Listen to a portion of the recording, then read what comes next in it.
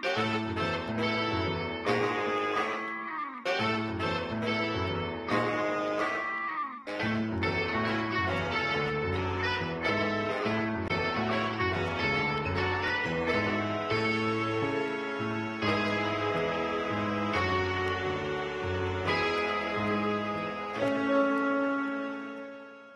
want to talk to you today from part of my book, which is called Obsession: A History. What I want to do is try to, as Nick mentioned, place a sort of emphasis on affective disorders or disabilities, which really are the next phase, I think. There's been a lot of work done in disability studies on physical disabilities.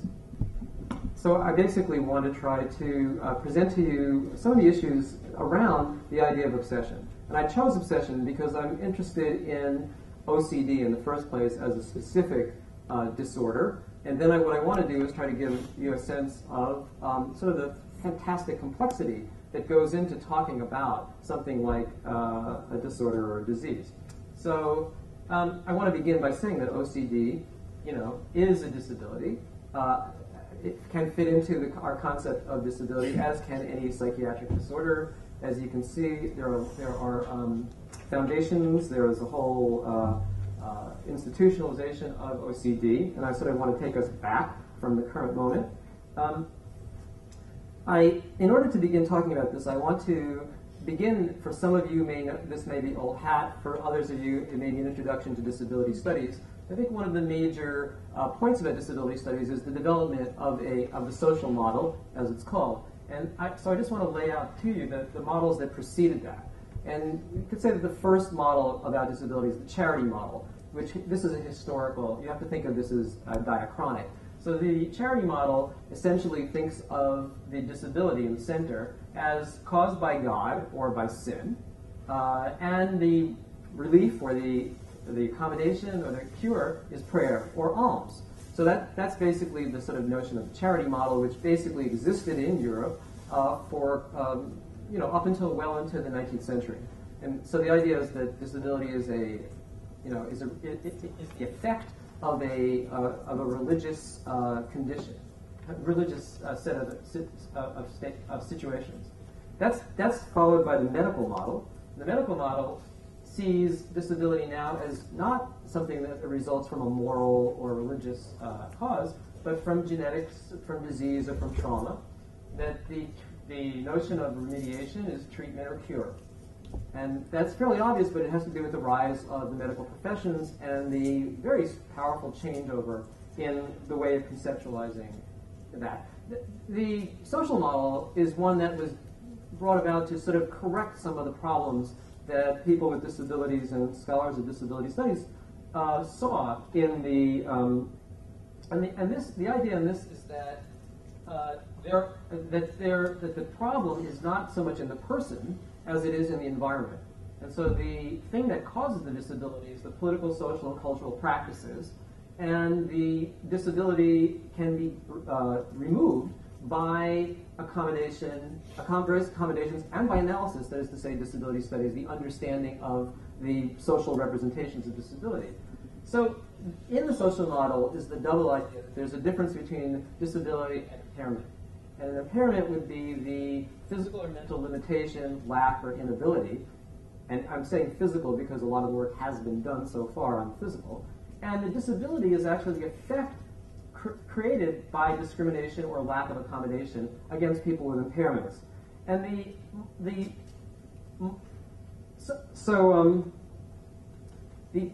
example that's usually used to explain this this distinction is that somebody who, for example, has a mobility impairment, cannot walk, but can use a wheelchair, is only disabled when they come to a set of steps that they can't use the wheelchair. Because in other ways, wheelchairs are very, very good. Every year, somebody wins the New York City Marathon in the wheelchair and comes in about a half an hour before everybody else. The wheel is actually a very important thing that we've invented. So I want to go over some questions here that are raised by this model of the distinction between impairment and disability. And I want to think about the ways that something like OCD can help us think this through. So the first thing is, can we apply the social model to diagnosis? Because impairment implies that there's something that needs a diagnosis. And it tends to be treated that the diagnosis is relatively unproblematic. I want to raise a question about whether diagnosis itself can be thought of as a more complicated phenomenon. So part of these questions that I'll be asking today are, what is our model of an illness or a disorder? How does an illness come into being? Is a disorder or an illness an impairment? And that's one of the questions I'm raising. And what's the role of culture and history in the formation of illness categories? I mean, these are big questions. I'm not going to answer all of them. I'm only going to use this talk to sort of begin to look into this. If there are cultural and social aspects to a diagnosis, is the impairment in the person or in the culture? And because the argument would be like, the physical thing is the more, sort of obvious, and that is if you don't have a leg and you're diagnosed as not having a leg, that's real. You don't have a leg. But the question would be, is the impairment itself more problematic than simply saying you don't have a leg? And finally, is there a problem with the idea of impairment as it applies to psychiatric disorders? Because that's really a more complicated one. And so I gave you the wheelchair analogy before, and the idea is that a person with a wheelchair is disabled when confronting steps, but what is a person with a psychiatric disorder disabled when confronting? In other words, the model that we use for physical disability changes and is more complicated when we think about a psychiatric disorder. And likewise, the solution to the wheelchair problem is ramps or elevators, or entrances that are level to the ground. What's the solution to the psychiatric problem? What do you provide? What's the accommodation? And I'll raise questions about that a little bit in this discussion. Okay, so one of the questions I'm really asking is, in physical versus psychiatric impairments, what are some of the issues? So as I said, that statement there, physical impairments are real based on medical diagnosis, is the given. I'm obviously raising questions about that. Psychiatric impairments are real based on psychiatric diagnoses, but are psychiatric diagnoses real or socially constructed or both? And one of the things I want to make clear is that in this talk, I've given this talk to like grand rounds in medical school, and people will get up and say, "Are you saying that that OCD is just socially constructed? I have patients who are suffering here with OCD. How can you say that?" And I think it's really important to understand what we mean when we say socially constructed. And my best example of this is I want to make the point that there isn't an opposition between real and socially constructed. And the way that we can understand this is actually very simple. The dollar bill. The dollar bill is not a naturally occurring thing in nature. The dollar bill is completely socially constructed. I don't think anybody would have a problem with saying that money is socially constructed. On the other hand, money is totally real, as we know this week. It can affect every single person's life in dramatic ways. So here's a really good example. If you have a problem in thinking about the difference between social construction and real, and are they opposite? They're clearly not. Okay, so I want to give an example of something that leads me down the path of social constructionism in terms of psychiatric disorders, and that's the DSM for TR, which I'm sure you're all familiar with, and that is the Diagnostic and Statistical Manual of Mental Disorders. If you go to a psychiatrist or a therapist or whatever, and you present with certain kind of symptoms, they will look up in the book and tell you what your number is. It can be 4.2, 7.5. This is a book that's put together to provide something. And what is it that it provides? This is a quote from the book. The specific diagnostic criteria for each mental disorder are offered as guidelines for making diagnoses because, and I've highlighted this, it has been demonstrated that the use of such criteria enhances agreement among clinicians and investigators. So this is kind of amazing because the book is actually saying that the purpose of the book is to enhance agreement. It doesn't say that it's to create incredibly accurate diagnoses. It's trying to take a number of different theories of the mind and bring them together and have agreement amongst themselves. There are many other reasons for the DSM, including insurance purposes and drug companies and so on. I think it's interesting that this right up front this is stated. Okay, and so now I want to go and just sort of talk about OCD from the DSM and what the diagnoses are. And OCD, obsessive compulsive disorder, is basically divided up into two kinds of activities, thinking and doing. And so there are, people with OCD tend to be thinkers, that is, they think about one thing too much, or doers, they tend to do one thing too much. And sort of the grand unified theory is that you think and do too much. But, so here's the definition from the DSM. Obsessions, that is thinking, are defined by recurrent and persistent thoughts, impulses, or images that are experienced as intrusive and inappropriate that cause marked anxiety or distress. I'll come back to that notion of marked anxiety or distress. Two, they're not simply excessive worries about real-life problems. The person tries to ignore them. The person recognizes that the thoughts are a product of his or her own mind. In other words, they're not coming from voices outside of you. Their ego syntonic is the term. Okay, and compulsions, that is the doing part, are repetitive behaviors. We're all familiar with Lady Macbeth, hand washing, ordering, checking. Behaviors are not connected in any realistic way to what they're supposed to prevent. Okay, so there's more to it, but those are the basic paradigms. Now, that's OCD, obsessive compulsive disorder. But there's also something in the DSM called obsessive compulsive personality disorder. Obsessive compulsive personality disorder is basically you do all the stuff that people with OCD do, but you like it. You don't mind. It's not a problem to you. It's a problem to your wife or your husband or your partner or your children, but it's not a problem to you. And I'll just quickly go through some of the requirements here. And so that you know, whenever I show this, you will certainly recognize things in yourself and others that you, in this. Preoccupied with details, rules, lists. Shows perfectionism that interferes with task completion. That tends to be graduate students and professors. Is excessively devoted to work and productivity to the exclusion of leisure activities and friendship. Definitely. Is over-conscientious, scrupulous, inflexible of morality, ethics, and values. Not accounted for cultural or religious identification. That's actually kind of important because if you do stuff as part of your religion, that's not considered the same exact things. It's not considered to be part of this paradigm. And finally, there's a few more of these. Is unable to discard worn out or worthless objects. Reluctant to delegate tasks.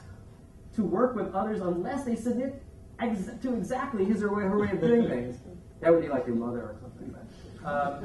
Adopts a miserly spending style. Shows rigidity and stubbornness. Okay, so what's the difference between OCD, that is to say obsessive compulsive disorder, and OPD, obsessive personality disorder? The difference is marked distress.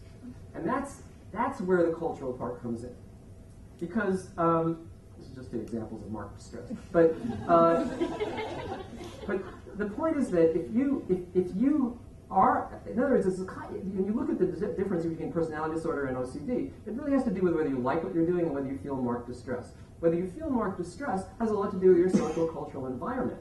For example, there tends to be a high rate of OCD among people who are very religious, and part of that is because, normally in the course of the day you might have a strange thought, and you might say, wow, that was a really strange thought. Why did I have that? But if you're religious, and if that thought was blasphemous or transgressive in any way, you might be horrified that you had it, and you might try to suppress it.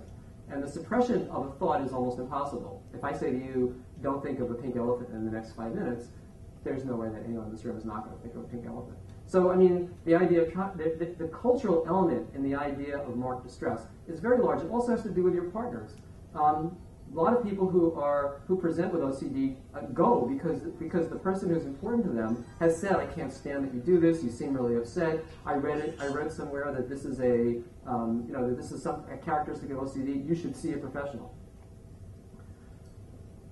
Okay, so now what I want to do is talk about very different models of diseases, and I want to present two models, but one sort of the traditional model of disease, and the other I would call the biocultural model, which is the one that I'm interested in. So the traditional model of disease, basically 19th century medical model. So there needs to be, you need to find a pathogen, you need to find a symptom caused by the pathogen, you need to find a remedy. You need to find the way that the pathogen is transmitted, and very importantly, you need to publish in a professional journal. And the publication in a professional journal is what really created the rise of modern medicine. Because you begin to have a professional, first of all, a sub-profession, and you have a journal where you can learn about what's done. So the classic case here is cholera. And cholera in the 19th century was Here's the mode of transmission: a pump in Broad Street that was polluted or that had the cholera bacterium. Here's John Snow, who was the person who found the bacterium and also the mode of transmission. Here's the article that he wrote. So this fits into the traditional model of disease. And that's one that, and there's a long story which I can't go into here, but that in the 19th century, with the rise of modern medicine, psychiatrists, the rise of psychiatry, involved the idea of saying that psychiatric disorders were exactly like physical disorders, and therefore doctors had purview over them as opposed to other people. Because in the 19th century, for example, or in the late 18th and early 19th century, philosophers are actually people who were thought to have purview over the mind, or divines, but not necessarily doctors, because there was not an inherent connection between the mind and the body, and there was a real lobbying effort to make that happen. Okay, so as opposed to that, I would be interested in a biocultural model of disease in which we emphasize the relationship between the individual and the practitioner, and that there's an interaction between the two in the formulation of symptoms and in the treatment of the disease. There's a symptom pool, which I like the term that in every era, there's a group of symptoms that are defined by culture, and that you can dip into that symptom pool and you can pull out various things, changes over time, but that it's definitely got a cultural and synchronic aspect to it. And then the disease entity. So that rather than having a fixed disease, there's some notion of there's a disease entity, that it has, it's sort of like the summation of that Venn diagram of the combination of the individual, the practitioner, and the symptom pool environment. So one of the other ways we can think about the complexity of diagnosis is to use the model that Caglione gives us of hyper and hypo, too much and too little. He originally talked about that most specifically with diabetes, blood sugar, where you can have too much or too little. I mean, that's part of a kind of 19th century development of what disease might be. And the thing about it is that it's very flexible because the norm changed. It's dependent on where you place the norm. If you place the norm there, it looks quite different than if you place it here. So that is partly by committee. In other words, the absolute fixity of something like diabetes turns out to be relative. And then we come to the idea of the syndrome. One of the first syndromes was Tourette syndrome in the 19th century. But syndrome has really expanded. And even AIDS is a syndrome. And the whole idea of syndrome is it's not a discrete entity. It's a disease by committee. And I'm not saying AIDS doesn't exist, but I am saying that it's a complicated process. And the typical syndrome is that you'll have a certain number of given symptoms decided by a committee, a group of people. Of that, you'll have to have, say, 4 of them. And if you have 4 of the symptoms, then you will, bingo, have the disease. So the idea of syndrome, and for example, something like AIDS, which is real, nobody's going to say it isn't real, is or HIV, being HIV positive. One of the things that, AIDS actually is the syndrome. When cervical dysplasia was added to the list of possible symptoms, suddenly the number of women with AIDS jumped. So there's a set of decisions about what symptoms you can put into a syndrome, and that also gives us, especially with something like OCD, as you saw, there's a list of things, and you have to have a certain number of them. That is certainly part of its social construction. Another way of thinking about illness, say, particularly in this case, is if you think about it sort of as a clinal distribution, where things don't change suddenly, but very slowly over space.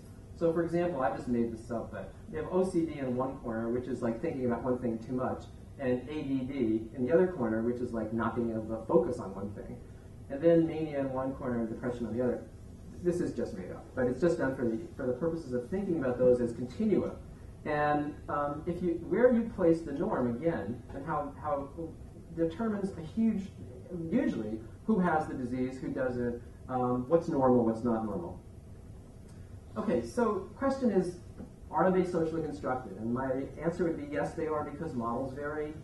The DSM enforces consensus, where there may not be consensus between subspecializations. That is to say, there are so many different forms of treatment for psychiatric disorders and psychological disorders that the DSM provides a kind of consensus, if you want to call it that. The disease model is seen as an analogy. That is, the model with physical disease is seen as an analogy. Psychiatric diagnoses are synchronic, and in the sense that diachronic culture and history are always excluded. That is to say, every previous diagnostic model is by definition wrong. So in other words, it's a kind of amazing, actually, that all you have to know in any given form of medical practice is exactly what the current practice is. You don't really need to know the history. In fact, I went to a class that Brad invited me to. It was a course on psychiatry, history of psychiatry at NYU Medical Center. It was a course for residents, and the total course was 3 hours for the year. History is just not important. And I remember saying in that class, I said, you may not want your plumber to know the history of plumbing, but you kind of want your psychiatrist to know the history of psychiatry. Because then otherwise the diagnoses are just kind of fixed in the moment, and there's no sense of evolution. Okay, so now I want to move on to obsession, and one of the questions I'm asking is, can a disease have a history? Does it make a difference if we think about something like OCD having a history the way other things have histories, that it's not just synchronic, right? So in the rest of the talk, I'm going to talk about the history of obsession, the rise of partial insanity, the democratization of madness, the idea of doing one thing too much or monomania, and then I'm going to talk about obsession as technique, obsession as pathology, and obsession as cultural goal. Because obsession is one of those interesting things now. It's both something that is pathologized in OCD, and it's elevated as something that we all have to have. Because if you work and you're not obsessive, if you're in love and you're not obsessed, if you're an executive and you're not obsessed with your work, as Emily Martin's pointed out, then then you're not doing the right thing. So it has this double sense. And I don't know if you watched the debate last night, but Sarah Palin saw obsessive politics as a kind of pathology, which is interesting. So before the 18th century, if you were crazy with these terms.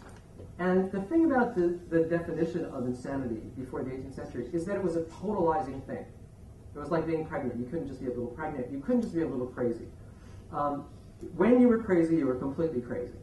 And that turns out to be different.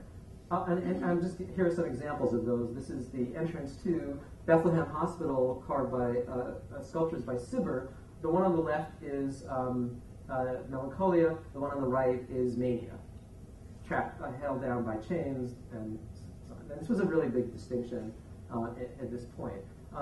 Books like The Anatomy of Melancholy.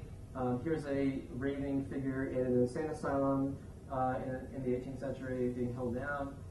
Okay, so that was the old model. The new model I call the quartet. And I'm going a little quickly through this because it's a fairly long talk. If you want to get into it in greater detail, you can look at the book. So basically the new categories have these 4 diseases. Hysteria for women, hypochondria for men. It's not hypochondria the way we think about it now. It has to do with the fact that the hypochondria is actually this diaphragm that's right here. So this has to do with areas in here. Vapors and spleen, and these are necessarily sort of biological in nature. They're the beginning of the medicalization or the physical medicalization of these categories. They're all characterized by partial insanity. Whereas the earlier model was total insanity, these are all partial. You have these, but you're well aware of what's going on. And in fact, this is part of what I'm calling a democratization of madness. Everyone needs a doctor to treat partial madness and nervous disorders. And it's sort of like the way you can understand that is if I say to you in this room, would anybody who's not neurotic please raise their hands? I'm still waiting for somebody to do this. I always ask and no one ever does. But I mean, the whole thing is that now to be a normal citizen of, especially New York, and having watched Woody Allen movies and whatever, that the state of our being is understood to be a state of partial madness. That if there's only a little something that's gone wrong. And that's really important because obsession comes out of that, because the whole nature of obsession is that when you're obsessed, you're doing something, you're feeling something, you're aware of it, you're completely aware of it, but you can't stop.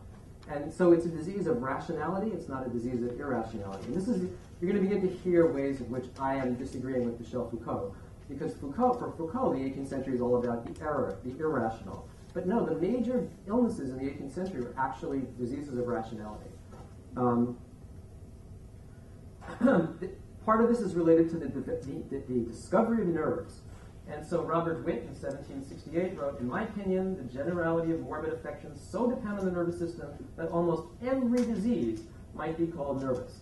So suddenly we go from a whole other model to the idea that your nerves are really what, and that nervous diseases are really the ones that are important. Popular books start to appear about these nervous disorders, and they sold very, very well. I mean, they were among the bestsellers. Thomas Trotter, Sydenham, at the conclusion of the 17th century, computed fevers to constitute 2/3 of the diseases of mankind. But at the beginning of the 19th century, we do not hesitate to affirm that nervous disorders have now taken the place of fevers, and must maybe justly reckon 2/3 of the whole with which civilized society is afflicted. This is a huge transition in which to be civilized, to be a citizen, means to be have a nervous disorder. George Cheney, who is the author of The English Malady, notes that nervous distempers strike those up, and this is important, of the liveliest, quickest natural parts, whose faculties are the brightest and most spiritual, whose genius is most keen and penetrating, and particularly where there is the most delicate sensations and taste both of pleasure and pain, not fools, weak or stupid persons, heavy or dull souls. And obviously the earlier model was much more of, so in other words, now it turns out that having a mental disorder is a good thing. It shows that you are sensitive, it shows that you're perceptive, and it's a characteristic of living in the modern world and the stresses of the modern world. So this is beginning of what the disease of obsession now becomes doing one thing too much. And the cause of it is doing one thing too much. So it's actually one where the symptom and the result are the same. You can read that, but it's, those are affected who dwell too long upon one and the same thought. So things like reading, for example, where you do one thing too much, or science, or experiments, start to become part of the mix of things. And there's an attempt to sort of distinguish between the good parts of obsession and the bad parts of obsession. In a way, you could say there's almost like the disease part becomes the abject of the cultural desired thing. In the 19th century, you couldn't be famous and you couldn't write a book without having a nervous breakdown. And here are people like Ruskin, Zola, Florence Nightingale, Bulwer Lytton, Harriet Martineau, all whose biographies have to do with having had a nervous breakdown. The reason is because you become a genius, a special person, a citizen, by being crazy in this way. And of course, the most important person of all, Francis Galton, who founded eugenics. His biography has right in the center of it his nervous breakdown. So interestingly, even someone who claims that sound mind in the sound body is himself unable to avoid this paradigm. This famous painting shows Pinel unchaining the inmates at La Salpêtrière, and it's part of the reason also that madness takes a turn for the better. Now, and here you again hear me doing an anti-Foucauldian rap, but the thing is that the French Revolution saw people, deaf people, crazy people, other people, as being oppressed by the system, and felt that under an enlightened administration, people could be released. So here, this is a classically gendered picture of, Pinel towering over this sort of supine, not supine, but, relaxed, compliant woman, but breaking her chains. And so part of the idea of this partial insanity is developed from the ideas of Locke. And Locke had this notion that there were the faculties of the mind, and that the thing with monomania or obsession is that only one thing was wrong. Your mind worked perfectly well, there was just one faculty that was wrong. And so this quote from a medical journal just reiterates that point, that you just have one faculty. The question is, as Pinel says, can insanity be partial, impairing some of our faculties to the exclusion of others? And by the way, this is also the beginning of the insanity defense in court. I have the little picture of university because I think it's also interesting that the faculty of the mind and the faculty of the university, this is the beginning of specialization. When you would just focus on one faculty and develop that, there's a whole other argument to be made, but I'm just referring to it. Foucault, on the other hand, says, and here's a quote from Psychiatric Power, "Now, very suddenly at the beginning of the 19th century, a criterion appears for recognizing and ascribing madness, which is absolutely different. We can say that what characterizes the madman is the insurrection of force of a furiously raging, uncontrolled and possibly uncontrollable force within him." I actually disagree with this. I think you can see where I'm going, which is my argument is that with the democratization of madness and with the madness as becoming part of a consumer culture, there's a much more extensive deployment of psychiatric disorders that don't require institutionalization or can require periodic institutionalization. One of the things about Foucault is that he was very bad on history, as we now see retroactively. And one of the things that he applies is that when somebody checked into La Salpêtrière, for example, they stayed there. But in fact, we now know from looking at records that the average stay of La Salpêtrière for monomania was a little less than a year. It was about 3/4 of a year, 2/3 of a year. And so the idea of this sort of absolute, treating mad people as if they're the marginalized people who are pushed off to the edge and institutionalized, I would argue that it's in fact the exact opposite. I'm arguing from almost like a later Foucauldian perspective. Maybe if you lived longer, you would have agreed with me. But in fact it's deployed rather than repressed. Madness is deployed throughout society in the way in a consumer. And I'm also making an argument more from a Baudrillardian perspective of consumption rather than sort of the Marxist underlying perspective of Foucault, which is more about production. Monomania becomes a technique, that the rise of psychiatry really has to do with the obsessive study of the monomaniac through photography, through the minute description of every detail of the person. These are both paintings and photographs to try to paint what the monomaniac looks like, so that you would be able to actually have a kind of physical grid and see the disease through the face, which is the modern version of this is genetics, right? That there's some kind of physical representation of this disease. Likewise, Charcot, used the gaze and the observation. This is another great gendered painting of his classic patient Blanche Marie Whitman, who would manifest the symptoms of hysteria in front of his class, and he would go, and people would observe. One of the people who observed that here, and then there were photographs taken of women, mostly, but not exclusively, with hysterical symptoms, just so you could see, again, the physical version of it. Freud was a student of Charcot's, and Freud, of course, developed the very idea of psychoanalysis. First he looked at hysteria with Breuer, but the very first thing he did after he left Breuer was to study what he called obsessional neurosis. And that is, the argument I make is that that's the foundation of psychoanalysis, particularly in the case of the rat man, which I'm sure you're all familiar with. And what's interesting about the rat man is that it kind of illustrates the point I've been making about the observer and the observed having both being obsessive. If you read the case of the rat man that Freud wrote, Case of Obsessional Neurosis, Freud gets so tangled up in the rat man's story that he becomes obsessively hooked on it. And if you've ever read it, it's impossible to actually follow what the rat man said or what Freud is saying about the specific details that happen in the story. I have my classes try to give me an out. You can't do it. And actually, even in the book itself, the translators at Strachey's put a map in because nobody can understand what this is, and you ever get hung up on the super obsessive details of the story. I want to just also mention that monomania became very, very important in 19th century culture, and that 19th century literature is filled with monomaniacs or obsessionals. Actually, the reason I started writing this book in the first place was that one day when I was running, I'm an 18th century novel person, and I was just trying to figure out what's the difference between the 18th century novel and the 19th century novels of characters in the novel. And it occurred to me that the characters in 19th century novels, particularly after 1850, are all obsessed.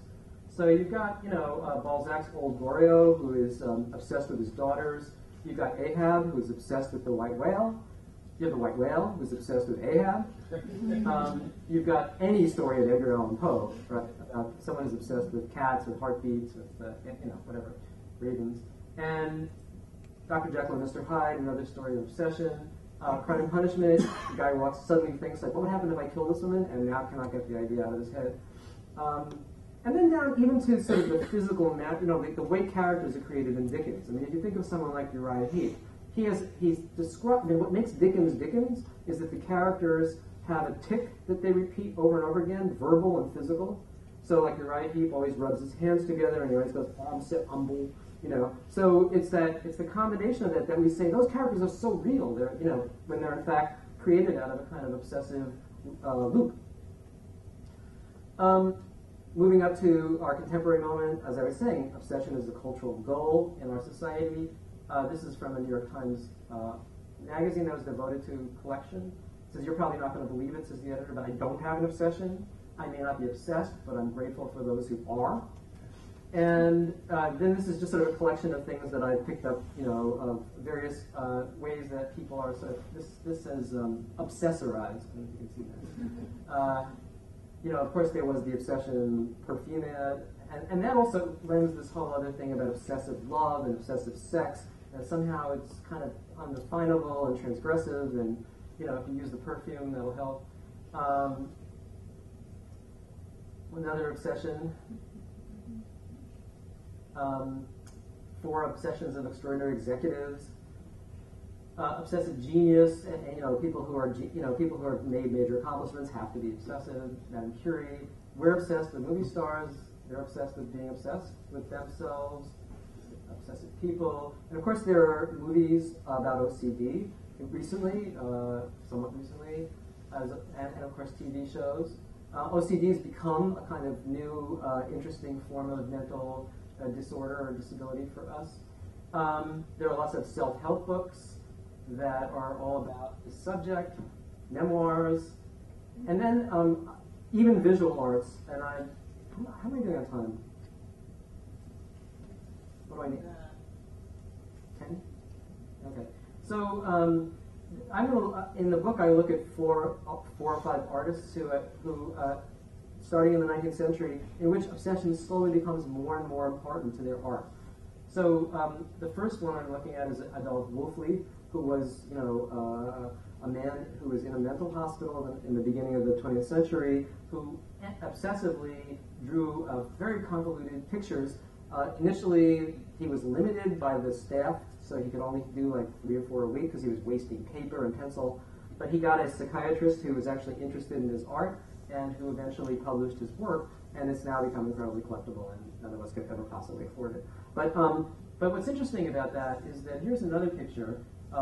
It's drawn by a child, and who didn't have a sympathetic psychiatrist. So this is from a book about obsessive children. And the psychiatrist says, even providing unstructured play materials is risky with an obsessive child. You'll do time-consuming, meticulous, and ornate, but not very creative drawings, such as that at play 1, which looks a lot like that one. But anyway, the point is the collectability of obsessive art was not recognized by Paul Adams, but was recognized by the psychiatrist of Wolfli. In the middle of the century, J. DeFeo, who was a beat painter, worked on this particular work, which is called The Rose, or The Death Rose, for 15 years.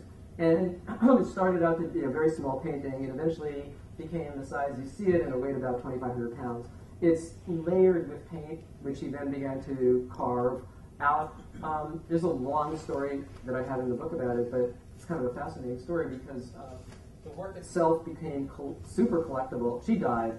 The work was so heavy it couldn't be moved from where she was teaching at San Francisco State. So it was literally entombed in the wall in sheetrock because they couldn't move it. And it was there for like 20 years. Nobody remembered that it was there. And finally in 1990, there was a show of beats. It was opened up. It was taken out. Ford Foundation gave $200,000 to have it restored. And she couldn't sell it to anybody. And it became considered one of the great works of the 20th century because of the story that went with it. The story makes it an obsessive work.